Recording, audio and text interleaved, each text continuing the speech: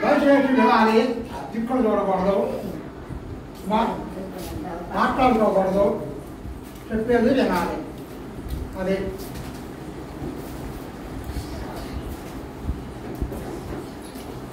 పరిశుద్ధ గ్రంథములో నుండి అపోస్తుల కార్యముల గ్రంథములో నుండి మరొక భాగాన్ని చదువుకుందాం. అపోస్తుల కార్యముల గ్రంథము 3వ అధ్యాయంలో మరొక భాగాన్ని చదువుకుందాం. పగలు 3 గంటలకు ప్రార్థనా కాలమున పేతురును యోహానును దేవాలయమునకు ఎక్కి వెళ్ళుచుండగా పుట్టినది మొదలుపడి పుట్టివాడైన ఒక మనుషుడు మోసపడి పోబడుచుండెను. వాడు దేవాలయంలోనికి వెళ్ళువారిని భిక్షమరులకు కొందరు ప్రతిదినము వారిని శృంగారమును దేవాలయం ద్వారమునంత ఉంచుతూ వచ్చేది. పేతురు యోహానులు దేవాలయంలో ప్రవేశించబోనప్పుడు వాడు చూసి భిక్షమరుడుగా పేతురును యోహానును వారిని తేరు చూసి మా తట్టు చూడమనేది. వాడి యొద్ద ఏమైనా దొరుకునని కనిపెట్టుచు వాడి యందు లక్ష్యముంచెను. అంతటా పేతురు, వెండి బంగారములు మా యొద్ద లేవు గాని మాకు కలిగినది నీకు ఇచ్చుచున్నాము.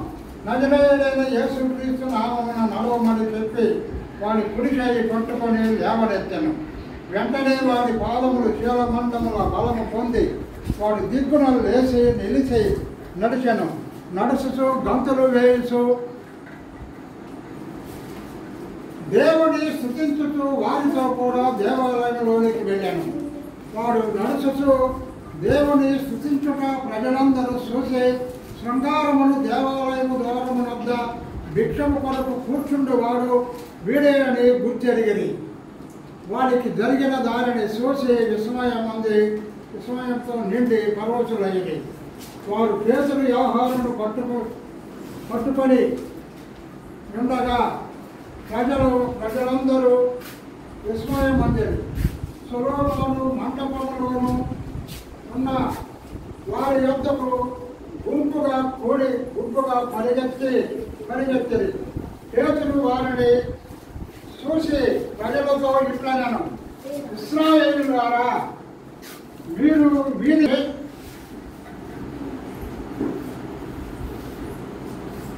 దేవాలయానికి వెళ్ళేటువంటి ఒక అలవాటు. పేతురు యోహానులకి దేవాలయానికి వెళ్ళేటువంటి అలవాటు చొప్పున దేవాలయానికి వెళ్ళారు. మనం కూడా దేవుడి సన్నిధికి రావటానికి అలవాటు ఉన్నారు. దేవుడి సన్నిధికి రావటానికి తీర్మానం చేసుకొని రావాలి. ఆచారముగా రావద్దు. దేవుడి పని ఎలా చేయాలి? దేవుడి పని అలవాటుగా చేయాలి. ఆచారముగా మాత్రము చేయవద్దు. ఆచారముగా గుడికి రావద్దు. పేతురు యోహానులు దేవాలయానికి వెళ్ళేటువంటి అలవాటు చొప్పున వెళ్ళారు. శృంగారమును దేవాలయమును ద్వారమునొద్ద ఈ కుంటి వారిని ఉంచారు. అట్లా కుంటివాడు పుట్టినది మొదలుకొని కుంటివాడు. పేతురు యోహానులు దేవాలయంలోనికి వెళ్ళుచుండగా వారిని చూసి భిక్షం అడిగాడు. పేతురు యోహానులు ఏమన్నారు? మా తట్టు చూడమనిరి. వీరి ఎంత ఏమైనా దొరుకునని వారి యందు లక్ష్యము ఉంచాము. ఎందుకు? ఎట్లా ఉన్నారు పేతురు యోహానులు? దేవాలయంలోనికి వెళ్ళేటప్పుడు వారు ఎలా ఉన్నారు? పెద్ద పెద్ద నిలువు టంగీలు ధరించి ఉన్నారు. వీరి ఎంత ఏమైనా దొరుకునని కనిపెట్టుచు లక్ష్యం ఉంచాను.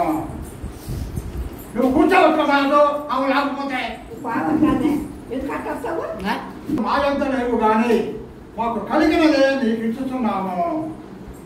నజరేయుడైన యేసు క్రీస్తు నామమున నడవమని చెప్పి వాడి కుడి చేయి పట్టుకొని లేవనెత్తగా వెంటనే వాడి పాదములు చీలమండముల బలము పొంది దిక్కున లేచి నడుచుచు గంతులు వేయిస్తూ దేవుని స్తుతించుచు వారితో కూడా దేవాలయంలోనికి వెళ్ళాను. ఎంత గొప్ప కార్యము జరిగిందో చూశారా? దేని ద్వారాగా? ఏమని చెప్పారు? నజరేయుడైన యేసు క్రీస్తు నామమున నడవమని చెప్పి వారి కుడి చెయ్యి పట్టుకొని లేవనెత్తగా వెంటనే వారి పాదములు చీలమండముల బలము పొందాను. యేసు క్రీస్తు నామములో గొప్ప శక్తి ఉన్నదని ఈ రాత్రి దేవుడి వాక్యము తెలియజేస్తూ ఉన్నది. సొలొమోను మండపములో ఉన్నటువంటి వారందరూ పేతురు యోహానుని చెరపట్టుకొని వారిని తీసుకొని వచ్చి ఏంటి ఈయన విషయమని అడుగుతూ ఉన్నారు. వీడు శృంగారమును దేవాలయం ద్వారమునంతా కూర్చొని భిక్ష అడుక్కునేవాడు కదా, ఈయన ఏది లేచి నడుస్తూ ఉన్నాడు, దేవుడిని శుచిస్తూ ఆరాధిస్తూ ఉన్నాడు, గంతలు వేస్తూ ఉన్నాడు, ఏమిటని అడుగుతూ ఉన్నారు. పేతురు అంటున్నాడు, ఇశ్రాయేలులారా, మా సొంత శక్తి చేత కానీ మా భక్తి చేత కానీ వీరికి సంపూర్ణ శుద్ధి స్వచ్ఛత పొందలేదయా. యేసు క్రీస్తు ప్రభు నామాన నడవమని చెప్పామని చెప్పి వారితో చెప్తూ ఉన్నారు. అంటే యేసు క్రీస్తు ప్రభు నామము ఆకాశము కింద ఉన్నటువంటి ఏ నామమున రక్షణ లేదు. మరి ఏ నామాన రక్షణ? యేసు క్రీస్తు ప్రభు నామాన రక్షణ ఉన్నదని పరిశుద్ధ గ్రంథం తెలియజేస్తుంది. ఇటువంటి వారిని నజరేయుడైన యేసు క్రీస్తు నామమున నడవమని చెప్పి వారి కుడి చెయ్యి పట్టుకొని లేవనెత్తను. ఏం చేశాడు? ఇంటికి పోయాడా? కుంటివాడు ఇంటికి పోయాడా? అంతే. దిగ్గున లేచి వారితో కూడా దేవాలయానికి వెళ్ళాడు. ఎంత గొప్ప సంగతి! అపోస్తలుల కార్యములు గ్రంథము 10వ అధ్యాయంలో మరి ఒక వ్యక్తిని గురించి చదువుకుందాం. అపోస్తలుల కార్యములు గ్రంథము 10వ అధ్యాయము 1 నుండి. ఇటలీ పటాలమనబడిన పటాలములు శతాధిపతి అయిన కొర్నేలియను భక్తిపరుడొకడు కైసరులో ఉండెను. అతడు తన ఇంటి వారితో కూడా దేవుని యందు భయభక్తులు గలవాడై ఉండి ప్రజలకు బహుధర్మము చేయిస్తూ ఎల్లప్పుడూ దేవునికి ప్రార్థన చేయువాడు.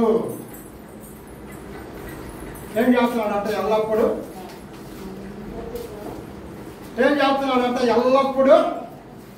దేవునికి ప్రార్థన చేస్తూ ఉన్నాడు. ఈయన ఎలాంటి వాడు? శతాధిపతి అయిన కొర్నేలియను భక్తిపరుడొకడు కైసరులో ఉండెను.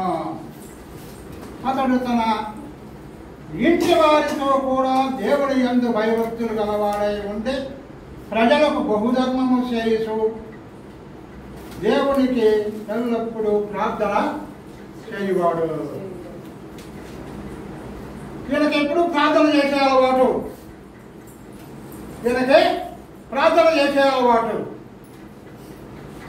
ఒక్కొక్కళ్ళకి గుడికి రాకుండా ఉండే అలవాటు, ఒక్కొక్కళ్ళకి దేవుడి వాక్యము విని నేర్చుకునే అలవాటు ఉండదు, ఒక్కొక్కళ్ళకి అబద్ధమాడే అలవాటు. ఈ భక్తిపరుడైనటువంటి కొర్నేలికి ఎల్లప్పుడూ దేవుడికి ప్రార్థించేటువంటి వాడు, ప్రజలకు బహుధర్మము చేయిస్తూ ఉన్నప్పుడు కొర్నేలి ఈ ప్రార్థన జ్ఞాపకార్థముగా దేవుడి సన్నిధికి చేరినది అని తెలియజేస్తున్నాను. సహోదరి సహోదరు, ప్రార్థన అనేటువంటిది ఎక్కడికి వెళ్తున్నావు? ప్రార్థనకు వెళ్తున్నాను చర్చికి. మరి ప్రార్థించడం అనేటువంటిది నేర్చుకుంటే వచ్చేది కాదు. ప్రార్థన చేయటం నేర్పమని అడిగారు. అది విశ్వాసి యొక్క హృదయంలో కొట్టాలి ప్రార్థించటం అనేది. పరిశుద్ధ గ్రంథములో నుండి దానియేలు గ్రంథములో నుండి మరొక భాగాన్ని చదువుకుందాం. దానియేలు గ్రంథము 6వ అధ్యాయము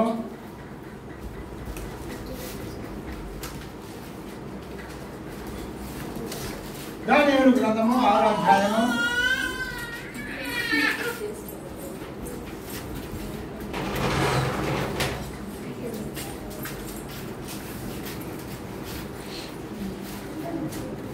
10వ వచనం చదువుకుందామండి. ఇట్టి శాసనము సంతకము చేయబడినని దానియేలు తెలుసుకొని తన ఇంటికి వెళ్ళి యథాప్రకారముగా అనుజనము ముమ్మారు మోకాళ్ళుని తన ఇంటి పై గది కిటికీలు యెరూషలేము తట్టు తెరవబడి ఉండగా తమ దేవుని ప్రార్థన చేయుచు అనుజనము స్తుతించుచు వచ్చాను. ప్రార్థన చేసేవాళ్ళు ఏం చేయాలని తీర్మానం రాజు నెబుకద్నెజరు ఒక శాసనాన్ని తయారు చేశాడు. ప్రార్థన చేసినటువంటి వారిని ఏం చేయాలని శాసనం ఏమా సింహాల గృహలో చేయాలి. ఎందుకు? ప్రార్థన చేయాలి. ఒక శాసనం తయారు చేయించి దాన్ని స్థిరపరచాలి, అది నెరవేరాలని అందరూ గుమ్ముకూడి వచ్చాడు రాజుగారి దగ్గర. నెబుకద్నెజరు మరి తమరి ఆజ్ఞను మీరేరయ్యా, ఏంటి మరి సంగతి, మరి సింహాల గృహలో వేయాలి కదా అని చెప్పి సింహాల గృహలో వేయించాడు దానియేలుని. రాజుగారి ఇంటికి పోయి పడుకుంటే రాజుగారికి నిద్ర పట్ల. ఎందుకు? నిర్దోషుని నేను సింహాల గృహలో వేశాను, ఈ శాసనం విషయంలో ఈ జనులకి ప్రజలకి నేను తట్టుకోలేక దానియేలు సింహాల గృహలో వేయించాను. సింహాల గృహలో వేసి ఏం చేశారు? రాజు తీర్మానము మారు మ్రోగునేమో అని చెప్పి రాజముద్ర ఒకటి తీసుకొని వచ్చి సింహాల గృహ ద్వారానికి ఒక ముద్ర వేశారు. ఇక ఎవరు దాన్ని తీయటానికి వెళ్ళారు. యేసుక్రీస్తు ప్రభు వారిని సమాధి చేయనప్పుడు సమాధికి పెద్ద రాయి దొరిలించి దానికి ఒక ముద్ర వేశారు.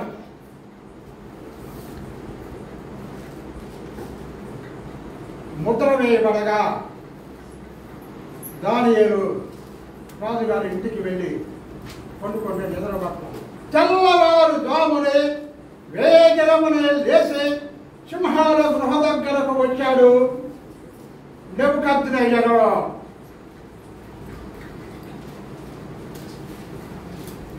దానియేలు సింహాల గృహలో హాయిగా నిద్రపోతున్నాడు. ఎందుకు? కారణం, నువ్వు ఎంత సబ్బు పెట్టి స్నానం చేసి సో రాసుకొని ఫోటో రాసుకున్నా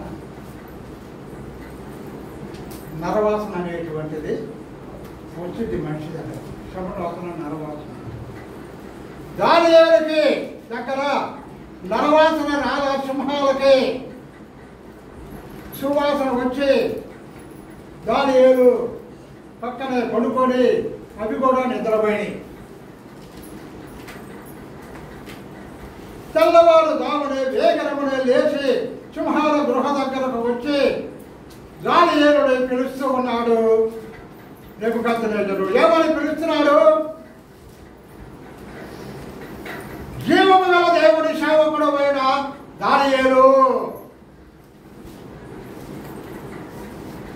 ఏం సేవకుడట? జీవము గల దేవుడి సేవకుడు అయినటువంటి దానియేలు. నిత్యము నీవు సేవించుతున్న నీ దేవుడు నిన్ను రక్షించను. దానియేలు ఏమంటున్నాడు ఆ మాటకి? ఈ మాట నెబుకద్నెజరు అన్నాడు. దానియేలు ఏమంటున్నాడు తెలుసా? రాజా, నేను నా దేవుడి దృష్టికి నిర్దోషినిగా కనబడుతుంది కనుక సింహములు నాకే హాని చేయకుండా వాటి నోళ్లు మోయించను.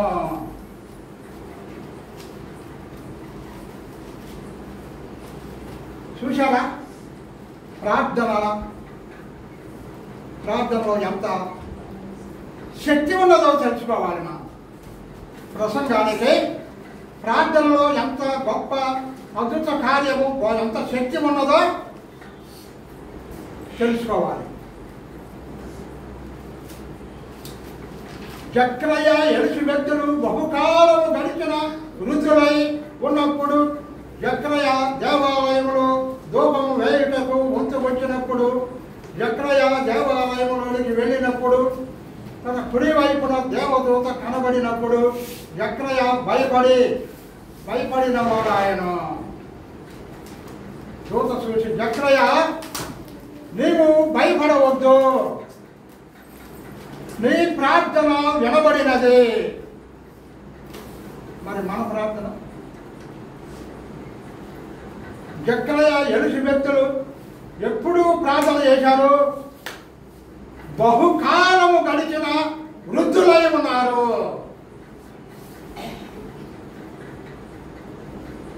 వృద్ధాప్యములో ఉంటున్నటువంటి నీ జీవితంలో అలాంటిది ఉన్నదా?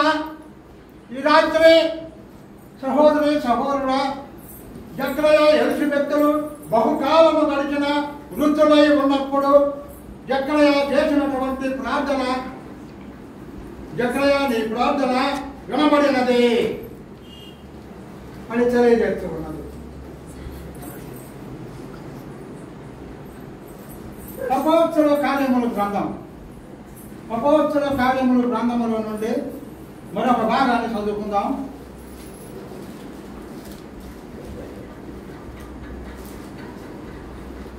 రెండవ అధ్యాయము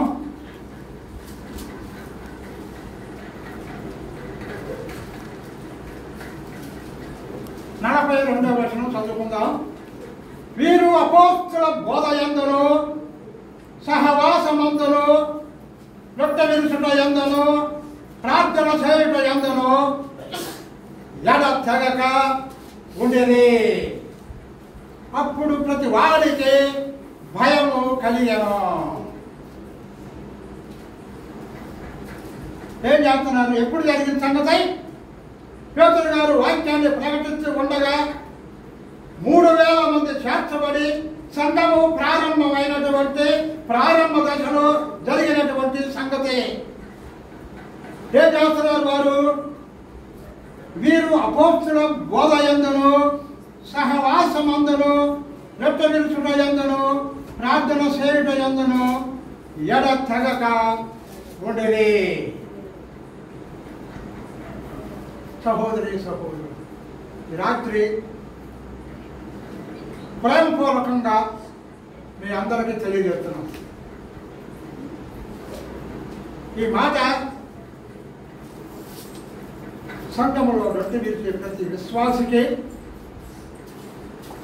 అనుసరించాలి. మాట రొట్టె విరిచేటువంటి ప్రతి ఒక్క విశ్వాసి దీన్ని అనుసరించాలి. సంఘము ఏర్పడినాక వీరు అపోస్తలుల బోధ యందును, బోధ ఏం చేసింది? మనిషిని బాధ కలిగించింది. బోధ అనేటువంటిది మనిషిని బాధ కలిగించింది. బాధనైనా నువ్వు భరించాలి. వీరు అపోస్తలుల బోధ యందును, సహవాసమందును. ఏం సహవాసం? ఈ లోక సహవాసము దేవునితో వైరమని విడదగరా. లోకముతోటి స్నేహము చేసేవారు, లోకముతోటి సహవాసము చేసేవారు దేవునికి శత్రువులు, దేవునికి మిత్రులు కాదు. సహవాసము కలిగి ఉండాలి. సహవాసము కలిగి ఉండాలి. చివరిగా మరొక భాగాన్ని చదివి నేను కూర్చుంటాను. సహోదరుడు మాట్లాడతారు.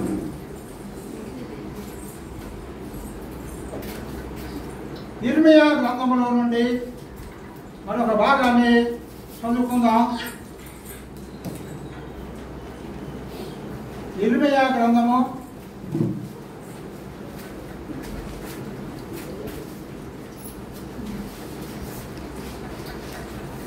16వ అధ్యాయము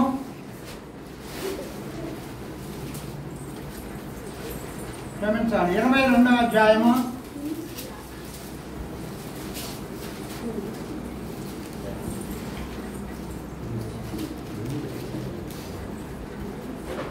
22వ గ్రంథము 22వ అధ్యాయము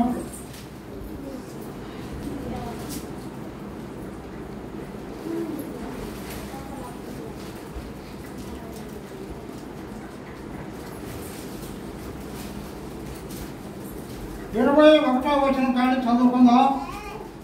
ఈ క్షేమ కాలములలో నీతో మాట్లాడితిని, కానీ నేను విననని నీవంటివి. నా మాటలు వినకపోవుట నీకు బాల్యము నుండి నీకు వాడుకాయను.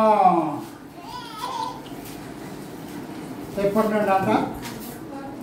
నా మాటలు నీకు వినకపోవుట నీకు బాల్యము నుండి నీకు వాడుకాయను. ఏంటిది వాడుక? దేవుని మాటలు వినకపోవటం. దేవుని వాక్యం ఏమని తెలియజేస్తూ ఉన్నదంటే, వాడు వినినా వినకపోయినా నా మాటలు ప్రకటించము. వాడు వినినా వినకపోయినా నా మాటలు ప్రకటించము. వినుట వలన విశ్వాసము కలుగును. ఏమి మాటల ద్వారా కలిగింది విశ్వాసము? వినుట వలన విశ్వాసము కలుగును.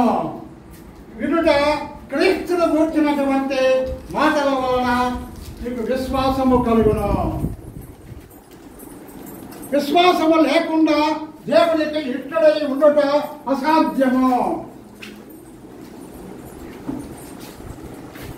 సహోదరి సహోదరు, విశ్వాసం అనేటువంటిది దేవుడు మనల్ని ప్రేమించాడు. ప్రేమ అనేటువంటిది కనపరచాలి. ప్రేమ అనేటువంటిది లేకపోతే మానవుడు విజయం. విశ్వాసము, ప్రేమ, నిరీక్షణ ఈ మూడు నిలుచును. మూటిలో శ్రేష్టమైనటువంటిది ఏంటి? శ్రేష్టమైనది ఏంటి? ప్రేమ. ప్రేమ కలిగి జీవిస్తున్నారా? ప్రేమ కలిగి నడుచుకుంటున్నారా? ప్రేమతో మాట్లాడుకుంటున్నారా? ఒకరికి విరోధముగా ఉంటున్నారా? ప్రేమించుకోమన్నాడు దేవుడు. దేవుడి వాక్యం తెలియజేస్తుంది. ప్రార్థన ద్వారా పుట్టినది మొదలుపడి కుంటివాడైనటువంటి వాడి లేచి నడుస్తూ దేవుడి స్థుతించుతూ గంతులు వేస్తూ దేవాలయంలోనికి వెళ్ళాడు. దేని ద్వారా? ప్రార్థన ద్వారా.